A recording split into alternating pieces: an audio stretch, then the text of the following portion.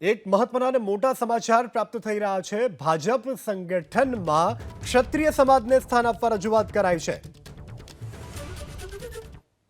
દ્વારા રજૂઆત કરી અને આજે માનનીય મુખ્યમંત્રી શ્રી ભૂપેન્દ્રભાઈ પટેલ સાહેબને બંગલે આ મુદ્દાની રજૂઆત કરવા માટે મુલાકાત કરી હતી અને એની સાથે સાથે અમારા જે જૂના પ્રશ્નો હતા એની પણ વાત થઈ હતી।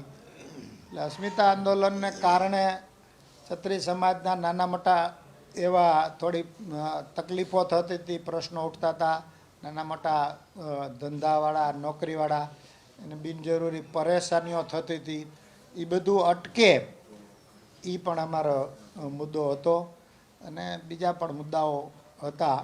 એટલે આ બધા મુદ્દાઓ માટે અમે બીજું અમારો ઘણા સમયથી એક મુદ્દો પેન્ડિંગ છે સરકારમાં કે વિધવા માતાઓ વિધવા બહેનો એને જે મહિને વેતન મળે છે એ ખૂબ જ ઓછું છે, 1250 રૂપિયા જ છે। આ ઘણા સમયથી અમારી માંગણીને રજૂઆત છે, એની પણ અમે વાત કરી છે।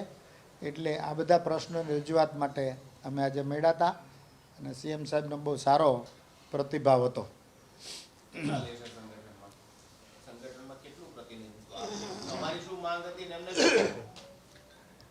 અમારી માંગ એવી હતી કે ભાઈ વસ્તીના પ્રમાણમાં સંગઠનમાં અમને ન્યાય મળે એમ। અમે આંકડો નથી કીધો પણ વસ્તીના પ્રમાણમાં ન્યાય મળે, પૂરતું પ્રતિનિધિત્વ મળે એવી જનરલ રજૂઆતો કરી છે અને જે જિલ્લાઓ જે મહાનગર ત્યાં ક્ષત્રિય સમાજની પૂરતા પ્રમાણમાં વસ્તી છે એને પણ ધ્યાનમાં લેવામાં આવે।